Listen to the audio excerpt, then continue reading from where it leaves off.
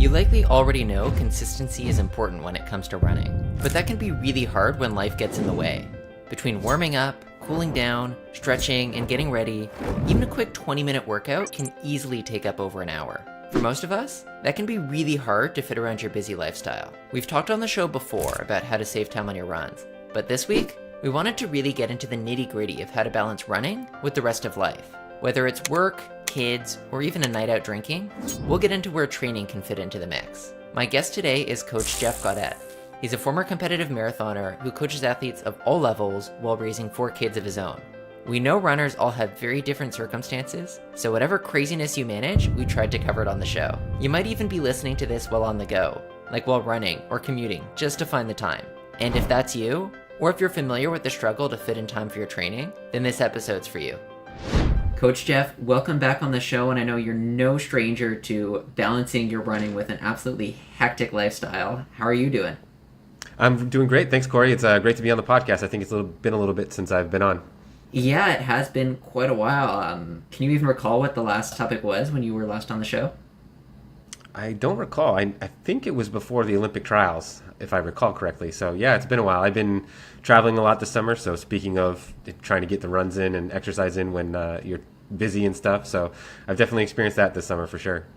Yeah, and I think travel is one of many topics we'll touch on today as we get to just how to balance running with life. And I know that looks different for everybody, but I think fun to kind of go over all the different craziness that life throws at you and how to still fit in those runs. Yeah, absolutely. I totally agree. I mean, every situation is going to be different for every person, but hopefully we can give some guidelines that are based on, data and experiences that I've had at least, and help those that are struggling a little bit to fit everything in with their busy lifestyles.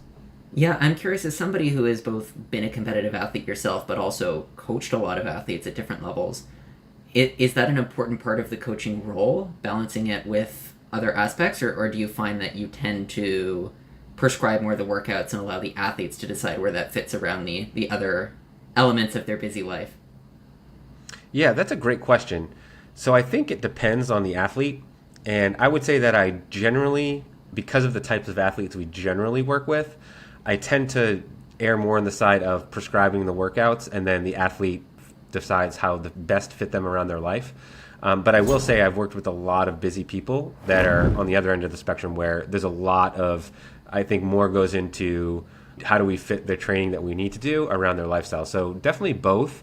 But I think with runners particularly, a lot of runners are kind of have that mindset or that personality where they're going to get in their work. Like most of the times, like a lot of the people we coach, it's not how do we get them to do the work. It's like how do we convince them that they may need to take more rest, or they because their lives are so hectic. Like how do we convince them that they don't need to get up at 3:30 in the morning, kind of thing. So that's been my experience with a lot of athletes we coach. But everybody's different, so. I think that's a good point. It's all about fitting in training, but the rest and recovery is such an important piece of that puzzle. Mm-hmm, absolutely. And I think that often gets forgotten, and we'll talk a lot about that today. But I think that's a piece that gets forgotten when we have busy lives, is understanding that training doesn't occur in a vacuum.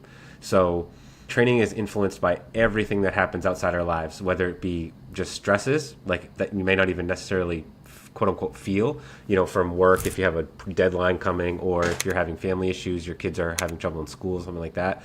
Like those are stressors that impact your training, just the same as having to get up early and losing sleep. And so there's a lot of stresses that can impact our training, and we'll talk a lot about them today. So for sure. And before we even get into how to balance training with all those other things you touched on, I'd love to unpack a little bit more all the different elements that go into training and why it's so hard to fit in, because I think, of course, there's the running piece, but we just talked about some other elements of training that I think take up a lot of time too, whether that's the recovery, the sleep, foam rolling, strength training, laundry. There's so many elements to it. So which are the ones that come to mind for you as some of the ones that are maybe the hardest to balance or take up the most time for runners? Yeah, that's a great question. So I think for me, when I look at my training, especially during busy periods, I try to prioritize the things that are the most important. So obviously the runs and workouts come in first, and then for me, sleep is the huge one. So recovery, and I'll kind of generalize it as recovery, but recovery would be the second most important thing. and then injury prevention being quote unquote third, and then probably like all of the other stuff that fits in. So I kind of like try to look at it as like, what are the top priorities? And so I would say sleep is probably the top priority, and that's also the hardest one, because even non-busy people are probably struggling to get in, 8 hours. I try to target like 7 to 8 hours per night, and that's difficult even for a not busy person. So that's always going to be a struggle.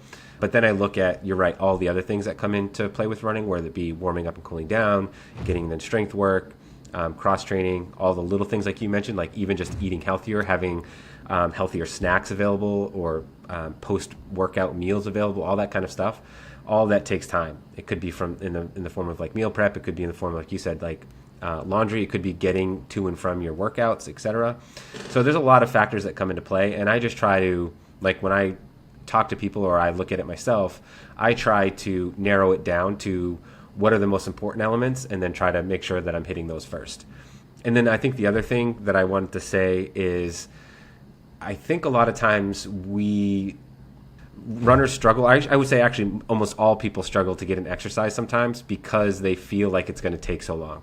So instead of saying, well, I only have an hour in this time block, and they say, well, my run and everything's going to take an hour and 10 minutes. And then they say, well, I'm just not going to do it. And I've definitely been guilty of that, where I feel like I have a stressful day, and I'm like, if I don't run today, I'm going to have so much more time. But like, really, if we really think about it, it's really only an hour if we really boil it down. And I find this happens a lot, or is really applicable when it comes to like strength training and injury prevention. So we hear a lot of people say like, oh, I just don't have time to do the strength training. I don't have time to do the foam rolling, the stretching, etc. And I think that's because we have this idea that those sessions need to be like the ultimate session, or they need to be like the perfect strength training session. It needs to be 25 to 30 minutes long, etc. Yeah, those are fantastic to get in if you have the time, but getting in strength work can take as little as 5 to 10 minutes. Getting in your stretching and foam rolling and stuff can literally take 5 minutes. And then the other thing I'll say along with that, and this is kind of a little bit of a side tangent, but like, remember that everything doesn't have to be done all at once.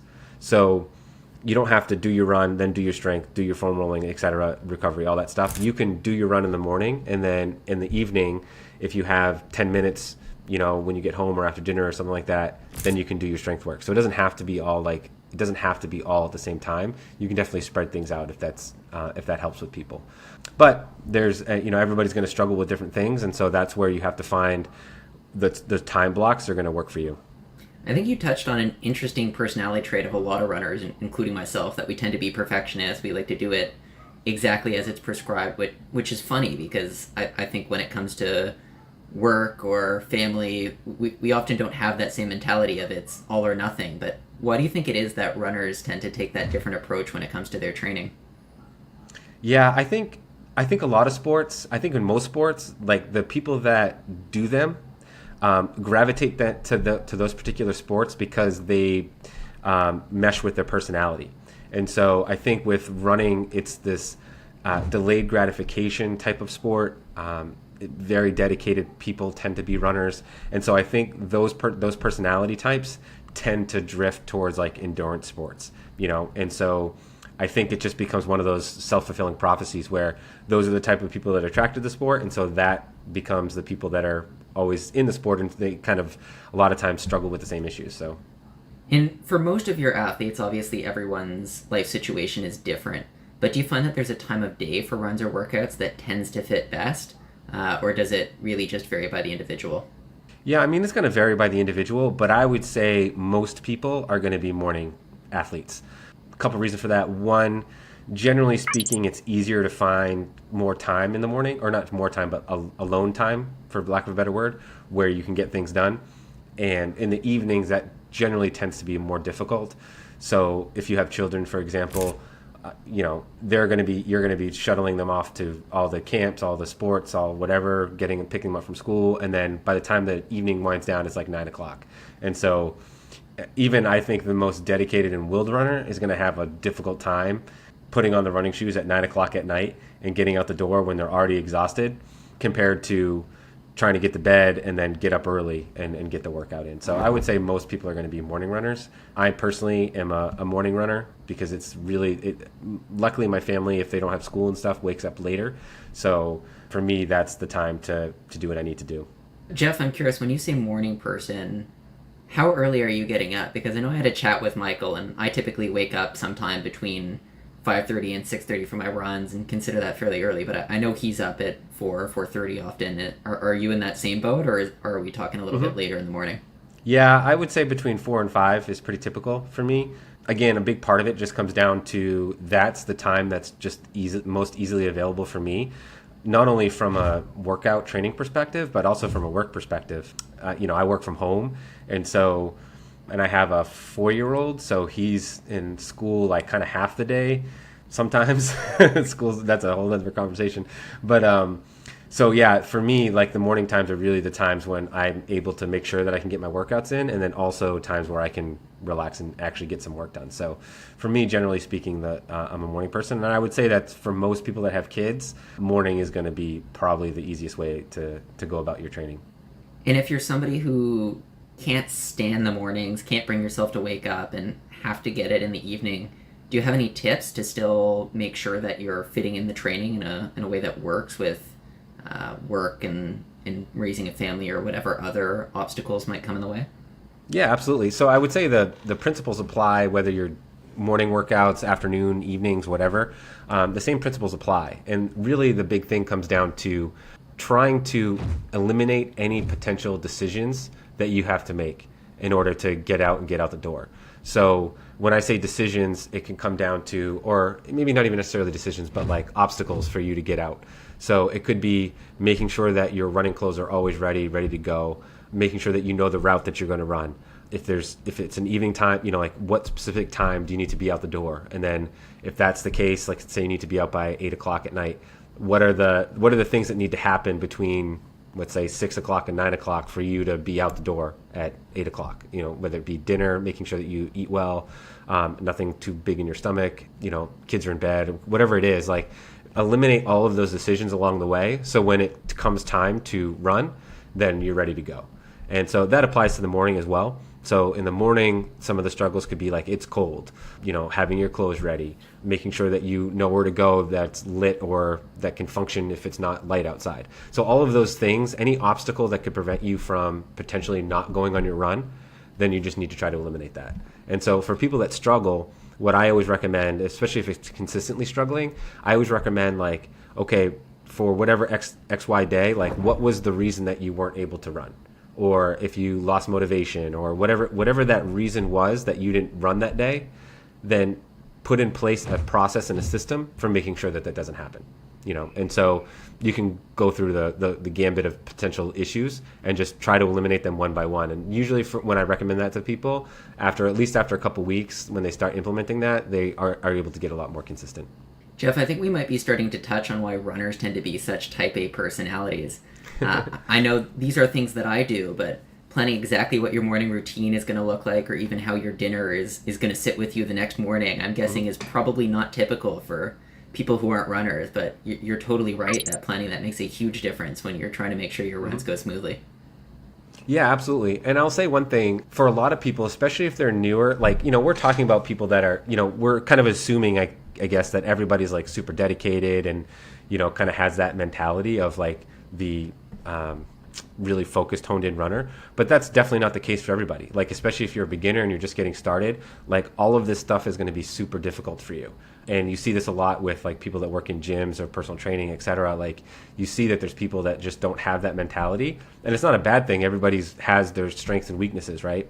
And so for people that might not necessarily be conditioned or prone to being organized or dedicated, et cetera, like what I recommend to people is to always try to make it a game. Like that's kind of I think that helps a lot of people, like a good percentage of people, as like try to make whatever your situation is a game. And so if it is, again, like a logistical thing about getting out the door, like try to turn that into like something fun that you can say like, oh, okay, let's try this, let's try that. Same thing with like if you're going to experiment with eating and stuff like that. Like always try to make it look like a game that I think the best analogy I have, and this might be for maybe younger people, but like those RPGs, so like role playing games, where you would you had to do something to gain experience levels, like gaining experience levels, gaining gold or whatever it may be. Like that's how I always kind of try to look at all of those things, is try to put it in those terms, like, oh, we're going to level up, we're going to gain experience by doing this. And so making it a game, I think, really can help with people that aren't necessarily geared towards having that like super dedicated like lifestyle, or super like focused in on their training or their running, especially if they're just getting started. I like the gamification, and that might even be a little bit easier now that we have platforms like Zwift or Strava, which almost kind of do that already. Yeah, absolutely. So I would say that like that's something I'm not super experienced in, because I don't that person from like a workout side of things. Like I definitely don't need that. If anything, I need people to tell me to stop. but yeah, there are definitely all kinds of apps out there that are not even running specific. But I know there are apps where you can set specific goals, and then it will gamify you hitting that goal, right? And so if that's something that you need to do in order to put together a process that allows you to be consistent with your training with a busy schedule, then absolutely, I definitely encourage people to explore any avenue that can help them be consistent. All right, running with this analogy of the experience points, if I want to maximize the gains that I'm getting, or how many experience points I'm getting, but I only have a limited time, how do you think that runner should be prioritizing it? So I'll use the example of, say, a runner in the morning has that 1 hour block you were talking about. What do you think comes at the top of the pyramid of things that they should be doing? Yeah, so I mean, I think it's going to really depend on what they're training for. So every different race is going to have probably different or slightly different goals in terms of what's going to be most effective from a training perspective. But I would say that let me say this first. I think consistency is the most important part. So even if your workouts aren't perfect, even if you're only able to get in an hour and the workout should take an hour and 10 minutes, etc., something like that, like being consistent is way more important than being perfect. And so I think that's the number one thing, like just consistency. And always just try to keep that in mind, especially on the days when you're feeling like, oh, I only have an hour but this workout's going to take 80 minutes. Like, just do an hour of the workout, right? And it's not perfect, but consistency is better. So I'll say that first. Second, I think any workout, and workout would define by anything that's faster paced, tempo runs, threshold runs, could be track workouts, etc. I think those are going to probably come first in terms of making sure that we get those in. And if there's one day, for example, that you might have a little bit more time, even if it's a weird day, and I say weird, but like, let's say it's a Wednesday, for some reason, Wednesday, you don't have to go into work until 10 o'clock. Then those would be the days that I would prioritize my workouts. And that way I at least know that I'm getting in my workout. And then the rest of the days I can piece together easy runs, recovery runs, whatever, to try to get those in. So that's how I always look at it. Those are going to be the most important, my quality sessions. And then I would actually say that recovery runs are probably the second most important. And I say that defining the difference between recovery and easy. So in my opinion, recovery is a run where the purpose is to recover from a hard training session. And so generally speaking, you're running pretty slow. The idea is to move the muscles, to get blood flow, basically to do work that doesn't create any more damage in the muscle fibers and the muscle tissues, but helps get blood flow to help you recover. So that's a recovery run. Easy run would be more like aerobic development, the goal being more aerobic development. So I would say recovery is a little bit more important than aerobic development in this sense if you're doing the workouts. And then last but not least would be aerobic development stuff. And so aerobic development is super important, and that's where the consistency comes in. So if you're able to prioritize the workouts and make sure that the day that you have the most time to get it in, get the recovery in, etc., is your workout days. And then if you're able to just put in an hour to get in your easy runs, that's going to be ideal, I think. And I think it won't come as a surprise to most runners listening that the running piece is very important when you're trying to get faster. But what about all the other stuff? Let's say you have to choose between getting in a quick 15 minutes of strength or getting in a proper warm-up, or even maybe an extra 15 minutes of sleep. How do you then decide which of those is going to help you most when it comes to your training? Yeah, that's a great question. So I would say a lot of it's going to come down to individuals. So like if you're somebody that's super injury prone, then getting in that injury prevention work is going to be more important than an extra 15 minutes of running or an extra 15 minutes of sleep, that kind of thing. If you're somebody that is really low on sleep, So let's say you're only getting 5 or 6 hours, then I would say prioritizing your sleep is going to be probably a better bang for your buck than getting in an extra 15, 20 minutes of strength work. So a lot of it's just going to come down to like where are your weaknesses, and then I would say prioritize that. So again, I always looked at, for me, from a general perspective, I think recovery is number one, and then injury prevention / strength work, I consider them the same, is number two. And so those are the two things that I would focus on the most. And again, I think tailoring it to whatever you're lacking the most. So to give you an example, if you're already getting 8 hours of sleep, getting an extra half hour of sleep probably isn't going to be as helpful as getting in an extra 30 or getting in 30 minutes of strength work. So I think it just comes down to like where your weaknesses are and what you're already able to do and not do. But like I said, recovery first, primary, second being strength work, injury prevention.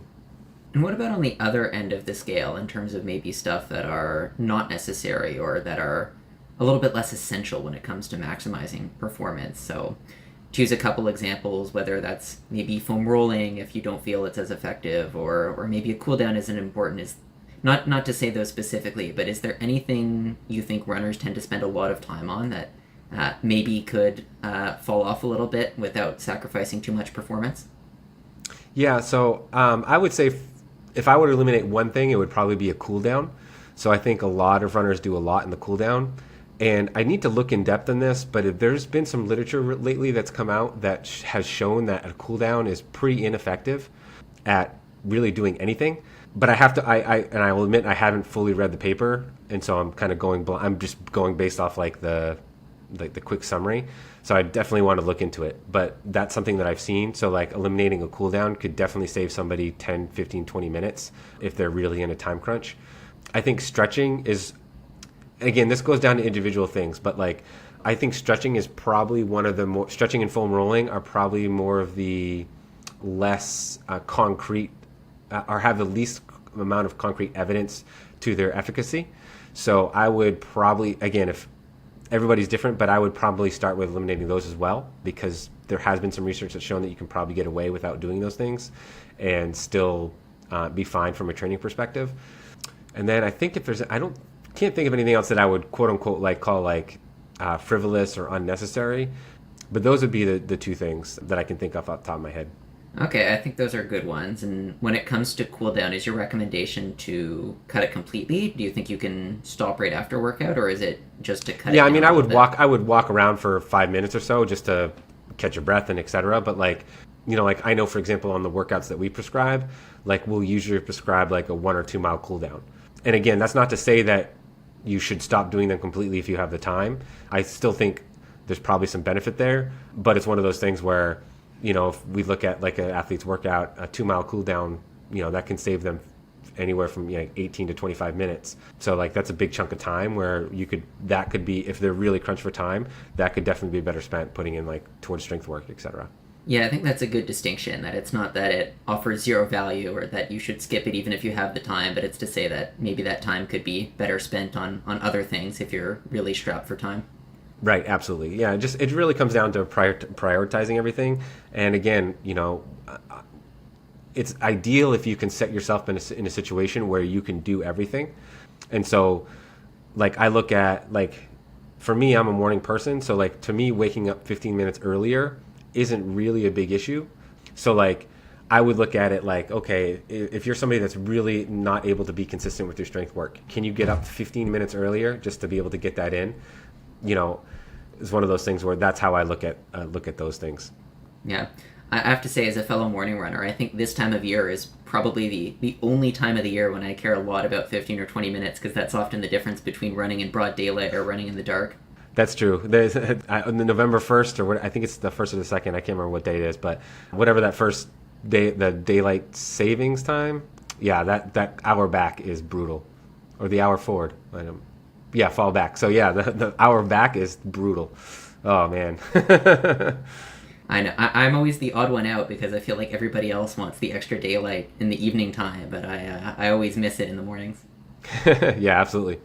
Okay, I'd love to go into some specific examples of types of, I'm not going to call them time sucks because obviously they're super important, but maybe some different life challenges that can make fitting in your runs or your training difficult, to get your thoughts. Yeah, absolutely. Okay, so I'll start with what I think is probably the most common situation probably for a lot of runners you coach, which is somebody who's working pretty standard hours, we'll say 9 to 5 or 10 to 6, but maybe has a longer commute time, so they need to leave a little wiggle room on either end. What advice might you have for somebody in that situation to make sure that they can fit in all those pieces of their training that we talked about? Yeah, this one tends to be sometimes the hardest because there's not a lot of wiggle room. Like, you can't just say, well, I'm going to go into work late or etc. And unfortunately, for most people, commuting requires driving. So there's not a lot that you can even like do in the car, etc. So in those cases, like, I would say that the best thing to do is really to try to just do everything as early as you can. I know it's one of those things that's not like the best. There's no secret sauce there. Like, oh, I have this magic formula for everybody that works 9 to 5 with long commutes. But to me, that really is the best advice, is to just say, try to get it all done in the morning, or get it done in the morning, the essential training, etc. And then, like I said, you can always split things up so that in the evenings you can do a half hour of strength work, a half hour of like recovery work, that kind of stuff, so that you're not having to cram it all in the morning, and then you can do a little bit at night. And again, it doesn't have to be that much. So, Jeff, I think there's going to be tons of 9 to 5 workers who can't stand the mornings that are going to be cursing you under their breath. Yeah, it's one of those things. It's there's sometimes, and even with training, I find this with training too. Everybody wants like the secret sauce, or like what's the secret to it? What's the easy way out? And sometimes there's just no easy way out to it. It's just if anything, I try to look at it like anything worth accomplishing is worth working towards. And so sometimes it's not even the goal that's really it's the process towards that goal. And so as difficult as it is, that's sometimes how we need to look at it. Yeah, and I think that's probably a good example too of a situation where you might have a fixed amount of time if you do need to prioritize, like that 1 hour block we talked about. Mm-hmm. Yeah, absolutely. And I would say this too, if there's any flexibility from your schedule, like, so obviously nowadays for some people, it's a little bit more common to be able to have 1 or 2 days to work from home, or if there's something you can schedule with your boss or whatever, to say, hey, on Tuesdays, can I just come in an hour later, stay an hour later on just 1 day a week or whatever. Like, sometimes that's not sometimes a huge ask. It can be, depending on where you work, but sometimes that's not a huge ask. And so that again goes back to my idea of like, okay, if that's just Tuesday where you can get an extra hour, that can be pretty critical in the terms of like being able to do a lot of quality work on that day, and then the other days being designated more towards the hour time frame that you might have. So for some people that might be an option, if you have some flexibility with when you're able to go in and on certain days or whatever. Yeah, I do find that's something that I personally think about. We have, with my day job, it's a hybrid system where it's 3 days a week in office, so often those 2 days I work from home end up being the days when I do my heavier workouts, because there's a little bit more time in the morning without the commute. Yeah, absolutely, for sure. And there's more. If you're not in the office, for people that are lucky enough not to work in an office, I would say lucky. There's a lot more flexibility during your day as well to be able to get up and stretch and do those kind of things. So for sure. All right, I think the 9 to 5 or day job is obviously something that's unmovable, but I think there's often some choices we make that can impact our running as well. So I'd love to talk about weekend plans and how that might impact it. And before we hop back on the suggestion of waking up early, I'm going to say that maybe sometimes those weekend plans might involve a few drinks. So if that's something that you fit in around that work schedule, there's still those plans on the weekends. How does that then impact training, especially knowing that those long runs often fall on the weekend? Yeah. So I think with this one, really it comes down to prioritizing recovery at some other point during the weekend. And so I think anybody that ran in college will know full well how difficult it is to run after late nights. But I would say that they're possible, and if there's no flexibility in terms of like when you can run. So for example, I actually run into the problem where I can't sleep in. So sleeping in for me is like 6. So like no matter what time I go to bed, I could go to bed at 4 o'clock in the morning and I will be up by 6 or 7 o'clock, and it's just can't go back to sleep. So I would say if there's no flexibility in terms of you having to do that workout in the morning and not being able to get sleep or whatever, then I would say try to at least make time on another, either throughout the day or the next. So let's say you went out Friday night, to make time on Saturday evening, afternoon, or Sunday to get in a nap, or to get it to like try to make up a little bit for that lost recovery time, lost sleep.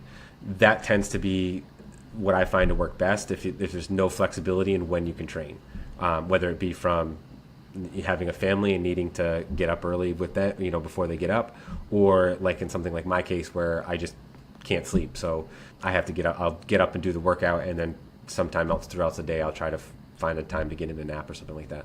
And what about the timing aspect outside of sleep or recovery? Say you have multiple evening plans, or you still have plans during the day the next time. How do you then fit that in if waking up early isn't an option?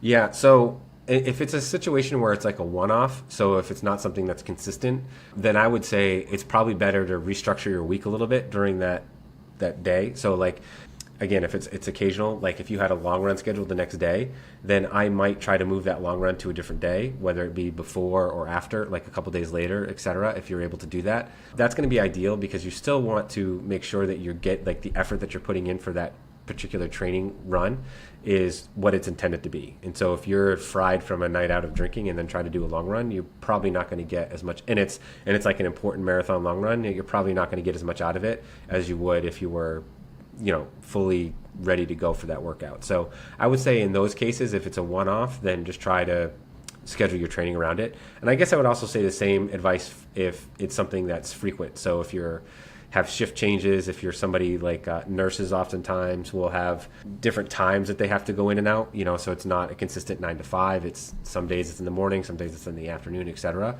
Then I would just say in those cases, just try to structure your training so that you're just maximizing the time that you have available. And again, this is when sometimes having a coach can really help, because they can take an objective look at what your training is. And so, like, I know from a coaching perspective, like when I write workouts for people and their whole training, we kind of plan out a whole training block, and then within that block is obviously specific workouts. And with each of those workouts, we are trying to hit a specific physiological element of their training progression, and we anticipate a certain amount of fatigue from a specific workout. So some workouts are designed to be harder than others.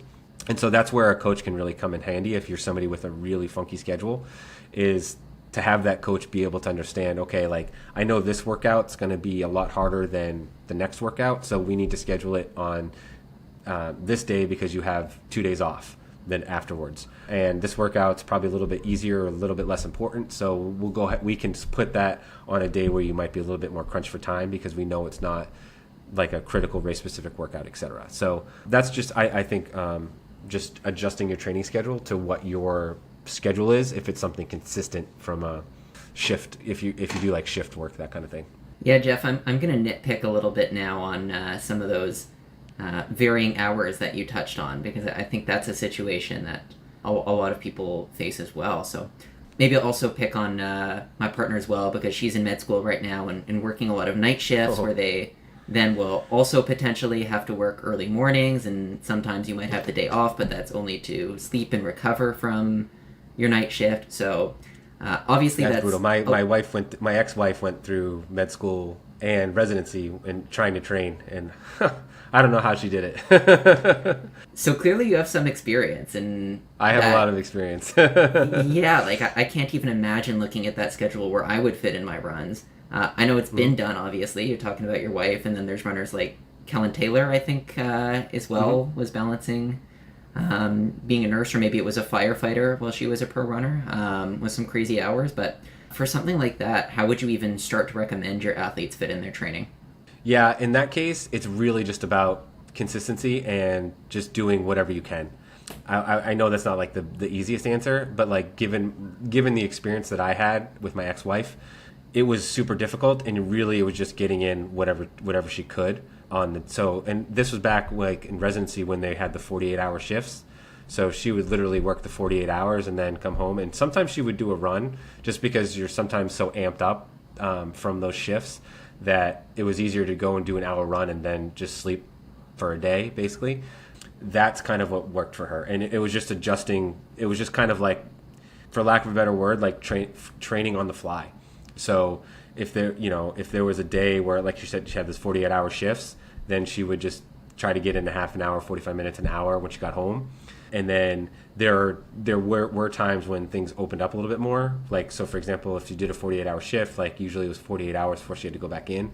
And so she would sleep for most of the day, and then that would be the next day she would do her harder workout, just because she had a little bit more recovery time before and after. So it's becomes one of those things where you have a plan, like, but it's super flexible. It's you just need to just kind of go by how you feel. So for those people that are in those types of situations, it's really about just having that mentality of like doing what you can and realizing that you're just in a situation where you're going to do what you can, and you're going to just, as long as you can be like as consistent as you can. And I can say consistent as in not having to run every day, but like putting in the work, then you're going to be okay. It makes me think of that quote. I can't remember exactly how it goes, but it's something like everyone has a plan until they get punched in the face. But it's almost as if in these situations you're kind of throwing the traditional guidelines out the window, like with some of the other ones you were talking about, finding times when you're a little more recovered, whereas you were talking about your wife going right after the 48 shift for the run before taking a nap. Yeah, and so, again, it all depends on your personality. Like, if some people aren't going to be able to do that, and that's fine. I don't think she didn't do that all the time. It was more just those shifts where, you're coming home and you're so wired that you're not going to fall asleep right away anyway. So again, it's finding that flexibility in what you're able to do with your schedule. So like I said, at some point she'd have the 48-hour period where she was off, and that's when she would do the harder stuff, pretty much always. And so in the rest of the days, we're just trying to get in what she could. So again, I think if I remember, I was kind of coaching her at the time, and it's never a good situation, husband-wife coaching each other.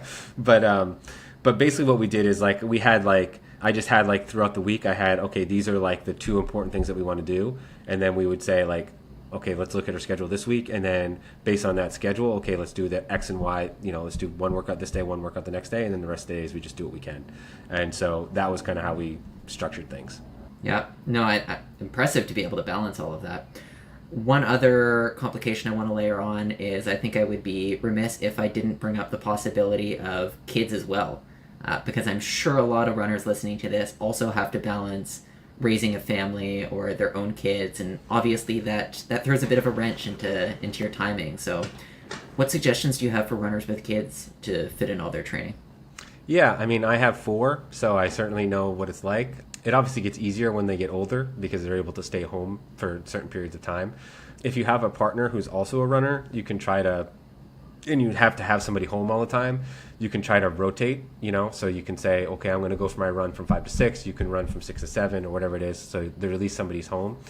The best thing that I've found is either running with my kids. So when my youngest was still stroller bound, running with the stroller was one of the easier things to do. And then the other thing that helped a lot was getting a treadmill. So we have like kind of like a home gym. It's not really a home gym; it's on the roof.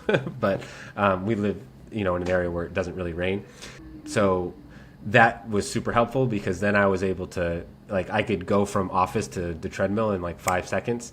And so if my youngest one went down for a nap, it wasn't like, oh, I got to do all this to get ready to go, or even if it was nighttime, early morning, whatever, I could get it done.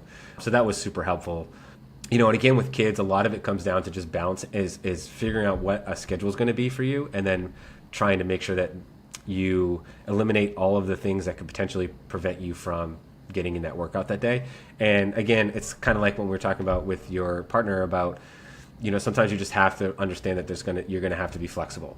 So kids get sick, kids wake up early, kids have issues at school where you might have thought you had the afternoon off and then you don't. And so you just have to remember to try to remain flexible and just do what you can to eliminate the things outside of your control, the things within your control, to make sure that those don't become obstacles. And then just realize that if something's out of your control, it's out of your control, and you just adjust the training as you go. I think that's definitely a theme of this episode, is control the controllables. And I like as well that you brought up the treadmill, in part because I know a Canadian runner, Melindy Elmore, who was our lone female representative in the women's marathon in Paris. She has young kids, and I know she's been known to do crazy long runs on the treadmill just to make sure that she can watch them while she's fitting it in. Yeah, it's one of those things. It's I hate the treadmill with a passion. Before I had kids, I could have counted the number of times I ran on a treadmill on one hand. But sometimes that's what you need to do.